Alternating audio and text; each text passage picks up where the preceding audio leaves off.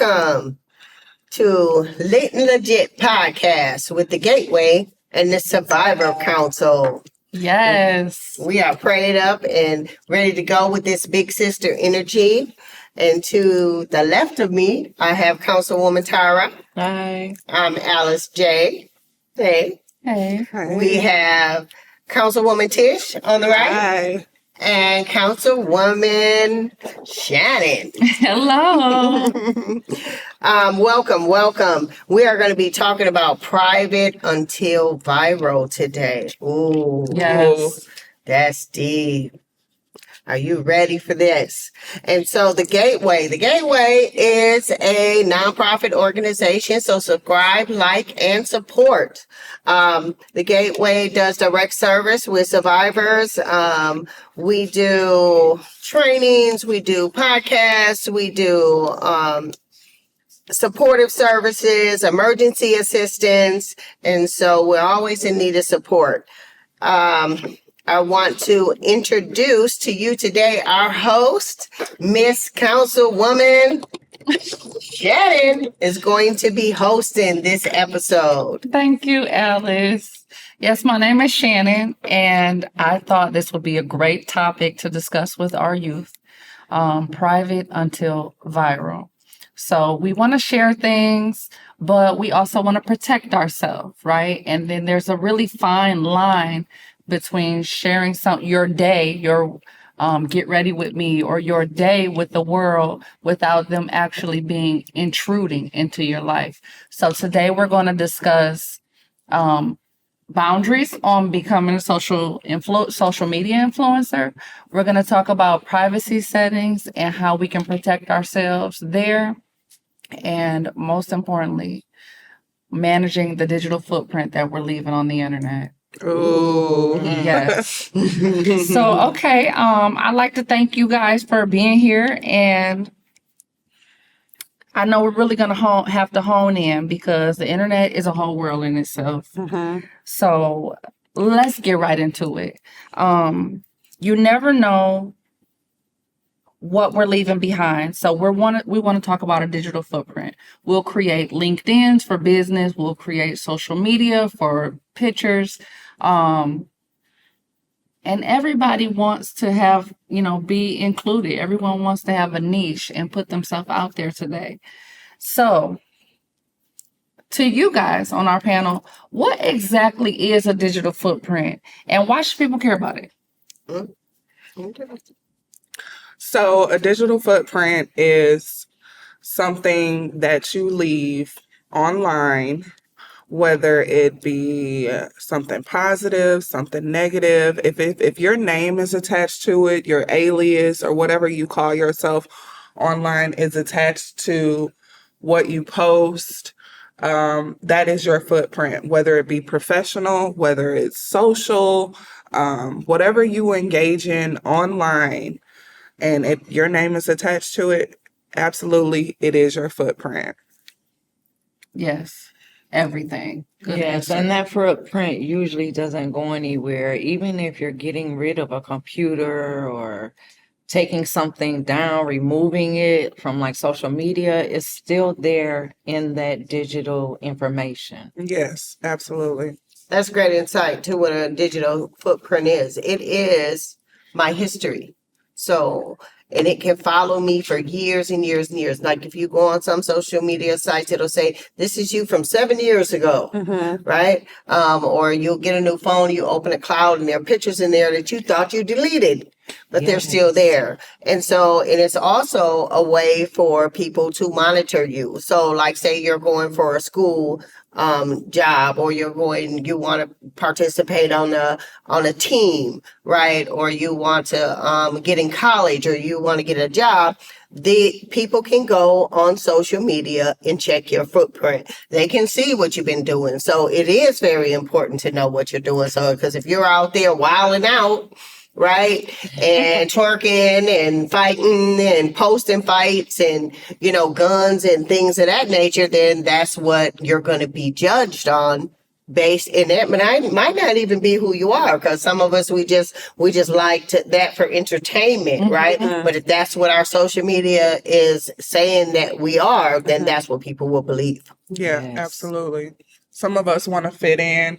So a lot of the times we have our representative on social media, but we're not even actually that person in real life. So it is very important that we are monitoring what we put out on social media because, yeah, like Alice was saying, some jobs are checking social media profiles to see who they are hiring. So it's very important that we are aware of and being intentional about what we are allowing to be posted. Intentional. I like that. I'm so glad we're pivoting there because whoa, that is heavy. You never know what something light that you make, a decision you make, how far that can go with you. So something as simple as a comment, guys. What is the importance of, how can that affect future opportunities? Just a comment on someone else's page or your friend tags you in something. How, great of a impact can that make on future opportunities for you? So absolutely, when you're posting online, even so, I have it to the point where now if I get tagged online, I have to approve what I'm being tagged in. I have to approve it because of not just my job, but what I am absorbing, what I'm internalizing, what I'm seeing. And then if I have to monitor that, then what kind of crowd am I really, you know what I'm saying? But luckily, a lot of my communities are integrated and it's all the same thing, recovery, and we're talking about anti-trafficking, and we're having these real life conversations and bringing to life what we really don't want to talk about. So it is very important that we are monitoring, the posts that we're shared in, and then is it going to affect our professional life? So that really is important to me because, our livelihood, we got to make money. So you don't want your boss to see you on a post that is inappropriate and then you being called into the office on a Monday because you kicked it so hard on Saturday and wasn't aware that you were in the background doing something inappropriate. So we just have to be very careful. Yeah, and spiritually, like there's been like on Facebook or social media, friends of friends of friends that you're being associated with might put something inappropriate. And sometimes I have literally said, "Excuse me, pastor," because spiritually I didn't want my pastor to see, that. And I might delete the friend. So that it's not influencing my character. Right. Well, when it comes to comments and likes on social media, I'm very careful about things that I comment and like on, but I also am like very aware of the content that I'm putting out there. And on my personal sites, if people come and post negative things, then I delete it.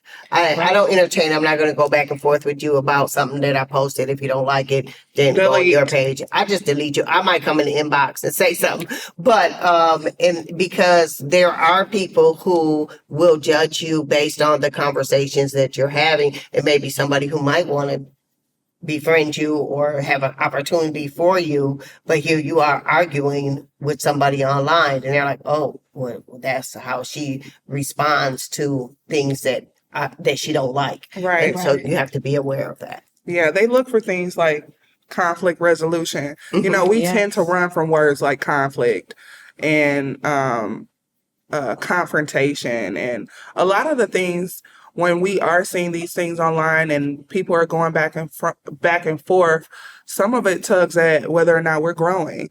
And like Tara was saying, we talked about on the previous episode, our moral compass and what we believe in and what we're standing up for.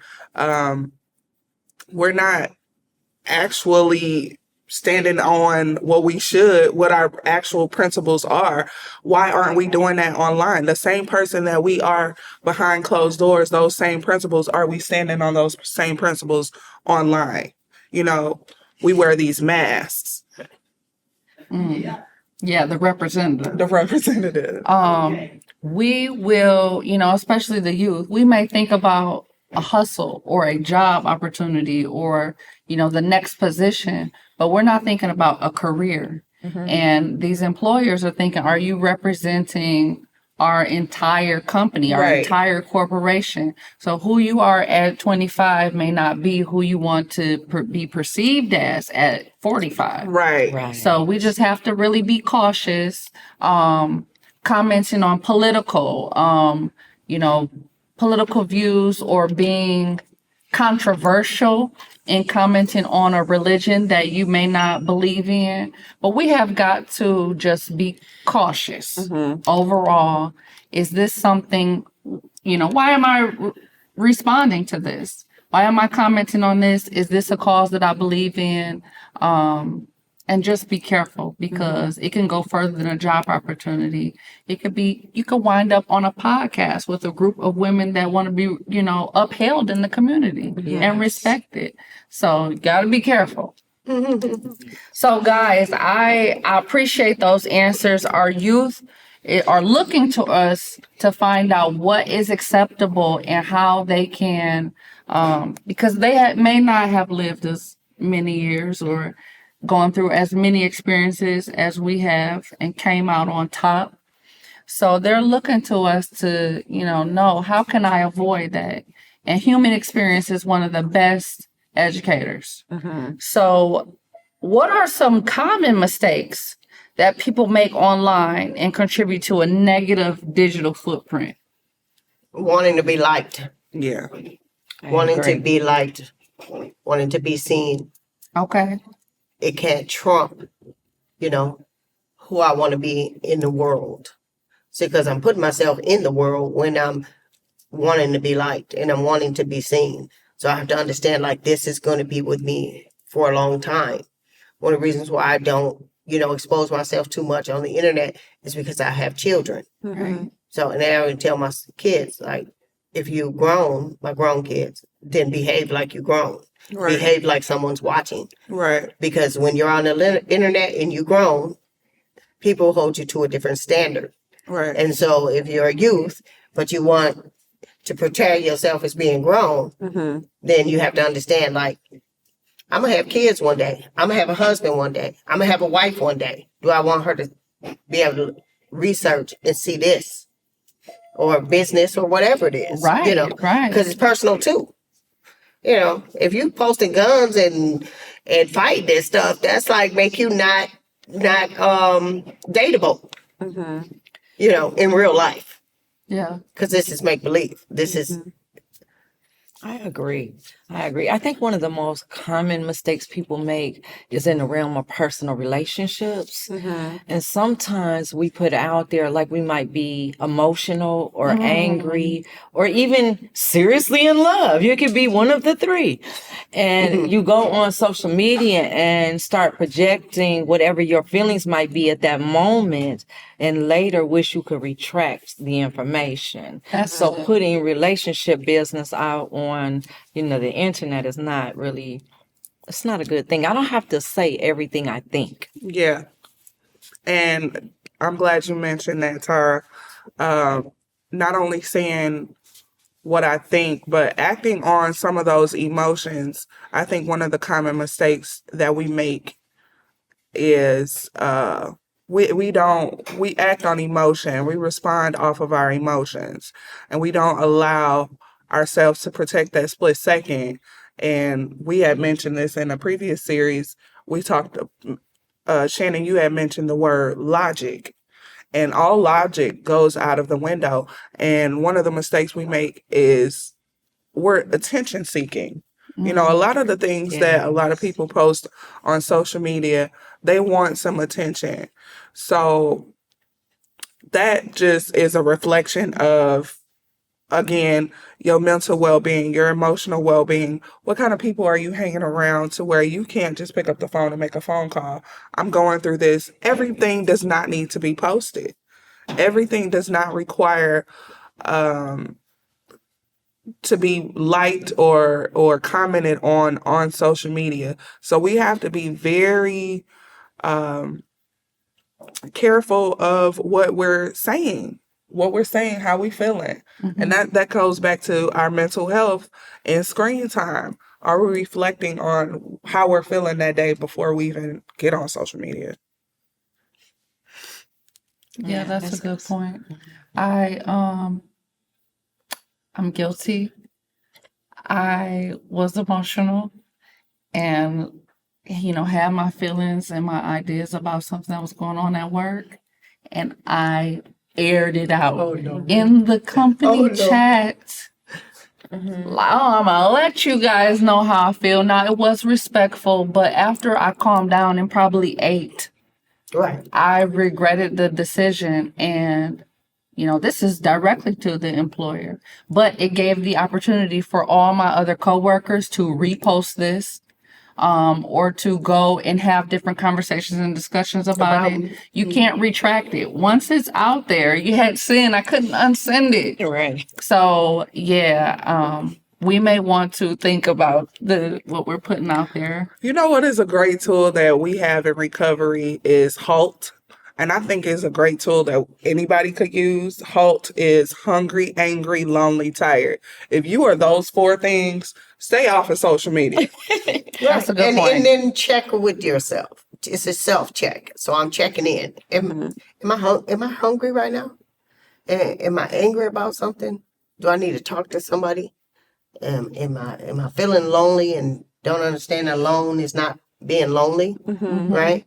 Or haven't I ain't had no sleep?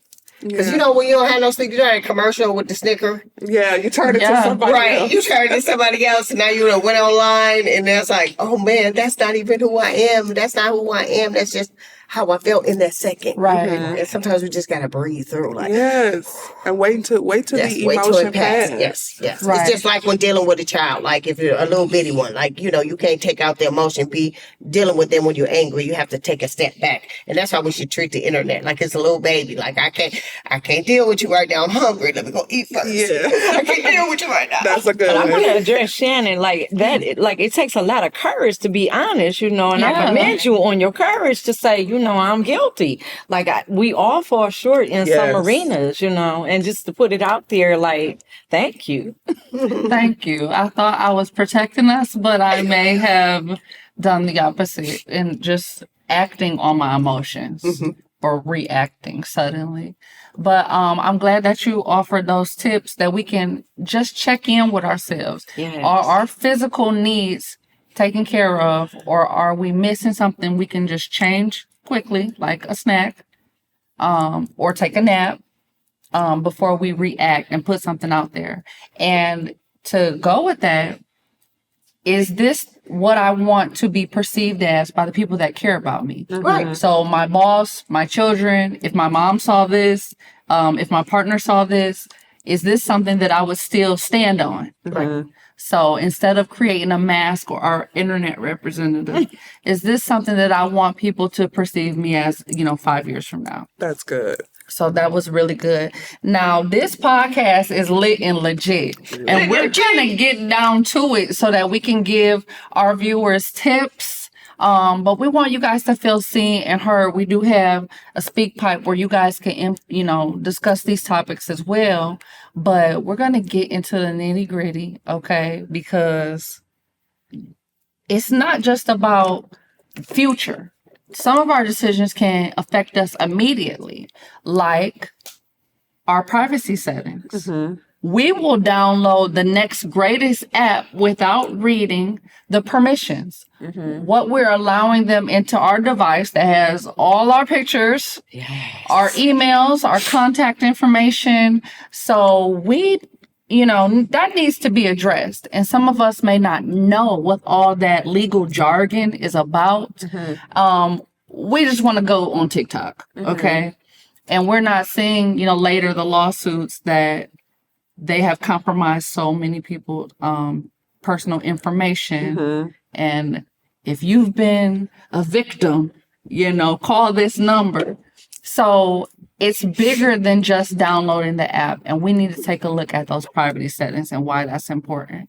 So could you guys tell our viewers how, managing privacy settings, why that's important, and how do you think that affects our youth today? The generation again is we're still learning technology, not as savvy as, I learn a lot of things from youth, even on my job still, I'm still learning to navigate certain systems, right? And the privacy settings are one of them. Now, on my social media, I do utilize all the privacy settings. I'm not friends mine's not public. I keep it private. My settings are on private. So only friends or friends of friends can tap into. So I don't publicly display everything. Well, for me, I'm very much unprivate. I'm an open book. I have a open page, but I still have limitations. So you can't tag me in things. You can't just post things on my page. You can't. And if you comment something negative, I have the ability to delete you or block you. That's always there. And then I don't share my actual location, like what city I'm in. Right. You don't have to share your city or your address or your phone number. That's one thing I don't do too. It's not my phone number is not on there. You know how you have one and then your phone number is connected and people can connect you. No, we ain't doing that. You message me, and if I feel like responding, then I will. Privacy for me means that it belongs to me. You don't get to bully me into giving you attention that I don't want to give. Right. I agree. Okay. Well, that's a good point. You don't get to just view every part of me without my consent, my permission. Some people may not know how to do that, but watching our privacy settings and what we're allowing in these apps can protect us from harassment, from scammers. Right. Like it does ask you the two-factor authentication where you have to input your phone number. So then we start getting the text about the scams, as we mentioned on another episode. But we're putting our email out there, so now we're open to all these different. And I have a separate email too. So Okay. I don't share my location, don't share my phone number. I don't let people tag me. And then I have a separate email. So anytime I sign up for anything, it doesn't go to my email. It goes to a different email that I occasionally look at. And then if it's things on there that people are scamming me or spamming me, or I'll just block. I'll report it as spam so that they can stop coming. But I just find that because you have to have that. You have to have a sense of security. I don't post my personal feelings on any sites, no matter what I'm going through. I have people in my life that I talk to about personal issues and things that I'm going through. Because one thing I know about the internet is that people don't care. And first of all, they don't care. And then second of all, people will use that to try to figure out how they can either belittle you or try to finesse you or whatever. You know what I mean? Right. So I just don't even give them that energy. Okay. That big sis energy be like, nope. Absolutely. Block and delete. According to Miss J. But some of these apps, we're allowing them to use our microphone, camera, and they don't turn that off because you set the phone down. So we are allowing them into our space. They hear these conversations, and then all of a sudden you go to scroll and they want to sell you what you were just talking about. Yes, that is so weird, isn't it? It is. And I could swear, like sometimes I have a conversation in there, and then it'll be Right something there. on my phone, right there. Yes. We blame it on the wrong entity. I'd be like, that's God. Look at God. No, that is him secretly monitoring you because and that's why you got to be careful about what you're watching, the content, because if you just like say you just want curious about something and you go off your norm, now you got all of this stuff just keep coming, but you just really just had one question about it. Yeah. So you Right. have to go in there and you have to say I'm not interested. You have to actually go in there and say I'm not interested for those sort of things. Yeah, and I think we all have something on our phones other than Google that we can use. What is it? The private search. The private search where you absolutely, if you're looking for something in particular and you don't want to get a bunch of different responses, you can go to your personal private search and not Google, but put it in the search bar and look for that. And it won't send you to all these fake That's good. accounts or Yes. these Yes. fake websites. I like that. I like that. So it's our private search we can utilize. And then there's only allow while using app. Yes. Right. Always click that one. Never click allow. Always click only allow while using app. Also, if you do have an Android phone, Google has an incognito search. So you can turn that setting on and it won't share your information. It's not connected to your email address, so they can't feed you that type of information on all your devices. Right. There is a DuckDuckGo resource that you can use also. That's a little more private. So moving forward, guys, because I'm sure we can give them thousands of tips. Let's discuss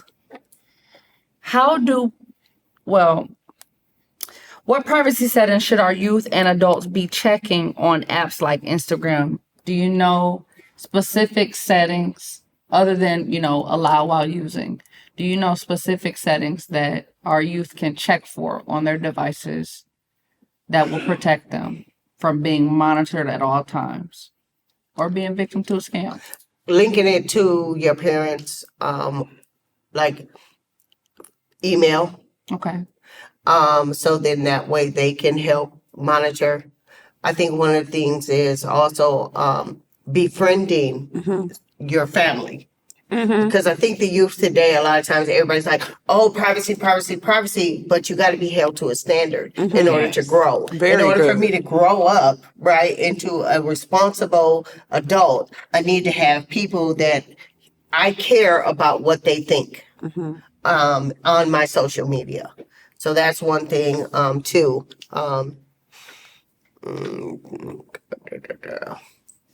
And also, like, there are you can still block and delete from TikTok and Snapchat too, Yeah. right?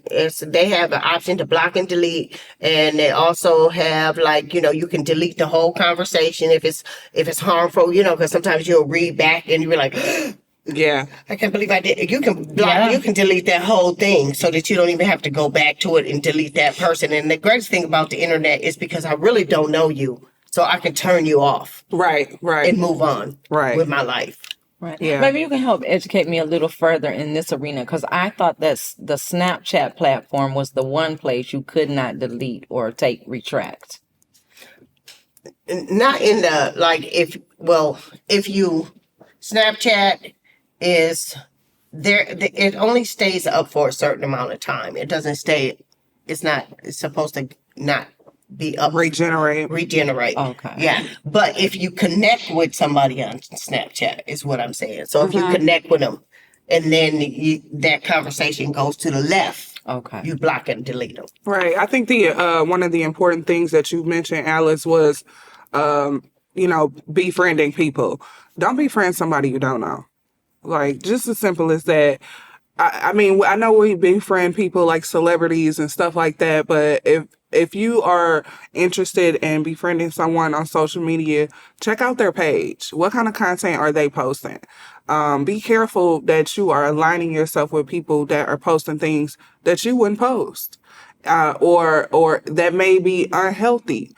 So just making sure that we're not befriending people. The page that if you suspect that the page is fake, it might be fake. And then understand, like me, I got like 5,000 followers, but I'm only following 500 people, right? And so everybody is that's on my thing ain't my friend. I'm Yeah. not trying to have a relationship with everybody on there. Right. So understand, like, if that's something that you want to do and you're trying to build your arena, then you really, really got to monitor like who you're talking to and how you're talking to them. You know what I mean? That's true. You guys have given some really great tips. Watching our ad personalization and giving them access to that. Is your account private or public? Choosing that setting is huge. Alice mentioned not sharing your location, turning that feature off of the apps specifically. Activity status. Can they see that you're online currently? Everyone wants the red receipts. I get it, but you never know who is watching or how they will utilize that to prey on you, if it's financially or personally. So we want to watch our activity status. That's good. And then another huge one, I don't know if we've mentioned, but facial recognition. Biometrics is taken off, and we're giving them access to, and not only we're putting in these facial apps that can show you what you look like at 70 or how you looked when you were 7. So as our youth, this information, it seems fun. It's fun right away, but it can be used to harm you if we're not careful. So facial recognition to unlock our phone, to access the app, at the airport even. So I think that's another one that we can, even to get into your banking account. You can use your facial recognition. So we're giving Huntington our whole biometric scan, so I just want you guys to realize some are trusted parties, but some are not. And we're giving them access to our DNA at that point.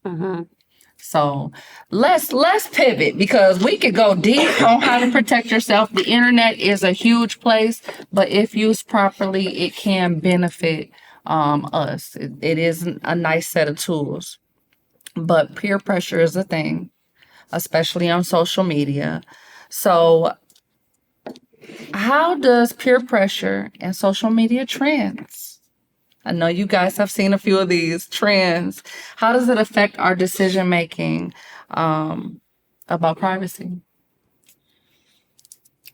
Well, if you look at social media and you look at everything that's going on in the world today and how many people have been exposed and their lives have been exposed, that should be a red flag in itself. For one. I could see, one, I was a teen mom, and I didn't think that would happen to me. Like, I was exempt. I loved him, and it wasn't like I was just having promiscuous sex with multiple partners. I decided I was going to give my virginity and got pregnant the first time. So some people may think they're exempt. Oh, the scammer's not going to get me. I'm too smart. Or, they can't peer pressure me. I want to do this. Right. So I think it's important for us to tell our viewers that it could be anybody. Absolutely. Yes. Never say never. And don't be delusional, because we're thinking like, oh, I'm doing this, but are you really? Because it goes back to mental health, what we're watching, how much time we're spending on it, and how that is influencing who we are today, right? What I'm taking on personally. And now I'm saying, oh, I'm just doing this because I want to. Are you really? Because it's everything that you're looking at that. Right. You know what I'm saying? And it's so awesome that we're having this conversation, because I don't think that the youth are making the decision. I don't think they are actually taking a look at the decisions that they're making. They're posting and then it's too late, So bringing this to their awareness that, let me take a second, like we talked about with HALT, am I hungry? Am I angry, lonely, or tired prior to me posting? Or even when you're in a setting, you're at a party, you're having such a good time and you want to post the party scene, you want to go live. Let me make sure I'm not posting the address. Let me make sure. I don't think youth they're even, You have to be doing that. I don't think they're being conscious until after they post it. So I think it's good that we're even having this conversation. Right. And the peer pressure, you had mentioned peer pressure in that sentence, like it can be really, really difficult and challenging. And it goes back to the boundary setting, I think, making sure that those black lines are real strong. Right. You know, not saying okay, maybe or sometime, because peer pressure is a real thing, you know, like the people we connect with in our communities and interact with on a daily basis. The pressure becomes real because it's like I'll influence you, but I have my own agenda. Mm-hmm. Have to be careful. We want to share things about, to be liked or to be accepted, but now there's incentive to get paid for your content on every platform. So everyone want to be in social media, and there's a lot of people, content creators that is really pushing them, and they're using their platform as a positive space. So what are some real risks when people start putting themselves out there as a social media influencer? What are some risks when people decide, I want to be a social media influencer? When you're a social media influencer, right? So now you've opened this gateway to all these people. You're going to have people come for you. Yeah. They're going to come for you negatively. They're going to come for you sexually. And they're going to be haters. They got haters. So there's a lot that comes with social media, being a social media influencer. Even with this podcast, like on certain sites, I have more negative than I do positive. I've had people which is really weird to me because this is not anything negative about it, but they will find something negative to say. Yes. And so you really have to have like a thick skin and, not take it personal and understand that that's just what it is. Cause you open that door. Now you have thousands of people viewing you. So you're going to have thousands of opinions, thousands of, predators, because they say 1 in 5 people is a predator or a victimizer. So you have that as well. And so you have to be mindful. I can't be soft skinned and, want to be loved and I want to be liked at the same time. You just have to understand that this is something that you're doing on a business level and keep it business. Absolutely. I would say one of the risks, one of the risks is losing yourself. If you even know who that person is. Sometimes social media influencers are guided by who they want their viewers to be or who they're trying to market. They become that person, and then at the end of the day, you don't even like that. You don't even like that person. So one of the risks is absolutely you become a puppet. You become a puppet to your viewers and who they think you should be and what they want you to say and what kind of content they want you to post. So it's very important that if you are a social media influencer, that you know know who you are. You're going to stand on what you believe in and make sure that you know that. You know that about you're okay with your digital footprint. Right. Yes. Right. So, Yeah. I think a risk too can be exploitation, depending on the arena that you're in. Yes. Or what the motive is. People have agendas. Yeah, that's very huge, especially for fan page and the sites where you twerking and World Star and all of that. If you're trying to.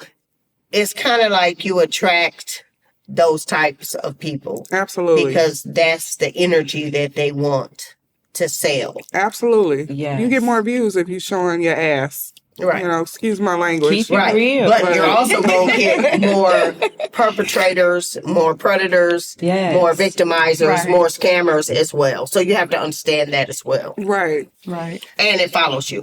It does. That's your footprint. Yeah, tying it all together, it is important to manage what we're putting out there, thinking about the audience that we're trying to attract, and not selling yourself in the process. Yeah. So you can be authentically you, safe online, and people are going to love that also because I think that's most relatable, being yourself. Right. Authenticity. Right. So how can someone create content? Because we're not deterring our viewers. We just want them to protect themselves. Right. We're going to do it, but how can we protect ourselves? So how can someone create content, grow an audience without losing control over their privacy, identity, and boundaries? Ooh, I like that one. That's a huge question. Lot to unpack. Being first of all, being authentic. I think one of the most important things about being on social media, we like the real. We like the real. Be authentic. Be who you are. Be who God designed you to be, and be unapologetic about it. When you real, and I'm gonna shift the focus off of not building the audience right away, because it's about promotion and all of that. But when you are being authentic in who you are and who has designed you to be, you're going to attract the audience that is supposed to view you. Right. You know what I'm saying? So it's about being authentic.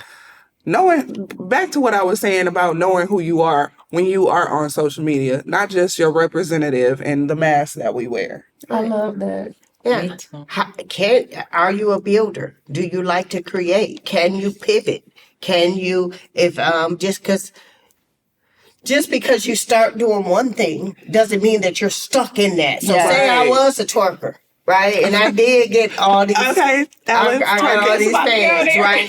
So, but that don't mean I have to stay that. I can reinvent myself. That's the greatest thing about the internet. It's because you can reinvent yourself. You can go from negative to positive. You can take what was meant to destroy you and what was designed for negative and turn it into something that is now, promoting health and wealth. Come on. I was about to say the same. It's like something real similar. Like, as I mature and grow from a youth and the process of living life, your maturity level, things change. Life changes you. It builds character as you learn and adapt to maintain a higher level, right? Mm-hmm. So things I did when I was 20, I would no longer have to do anymore to learn and grow, right? Absolutely. Like Alice was saying, I might have been a twerker at one time, but now I'm a mature adult female, Right. And the same thing for the men. You know what I mean? Just because I was, being tough and mean and all of that and a tyrant don't mean that I can't take that and now help the next generation behind me, showing them, the negative aspects of that. If I don't do this, who can I become? I love and that. the realities of if I stay in this, where do I go? I love that. Each one teach one. Yes. I think we can appreciate that. You guys have given so much information, some tips on how to protect yourself, what's important, and how you can be authentically you, and still, participate in these apps and these programs online. But we most importantly need to make sure we're not leaving a negative mark in someone we don't want to represent. So, guys, thank you so much for participating here. Yeah. Private until viral. Private until viral. Lit and Legit podcast. Make sure you tune in on our social media sites, which are. So we're on YouTube. Our YouTube is at the Open Gateway 1, and then Facebook, the space Gateway space. Instagram, the Open Gateway. Come check us out. Make sure you comment, like, and share, and we will see you at the next series. Wait a minute. Don't forget our upcoming event. We got an event coming July 26th, so I hope to see you there. Field Deal Hill. And if you want to join in and you want to tap in on our channel, go on the Speak Pipe on the opengateway.org. Go to the Speak Pipe and let us know what apps you want us to look at, and give us your comments and views on the topics. Thank you. Thanks. Thank you. Doo-doo.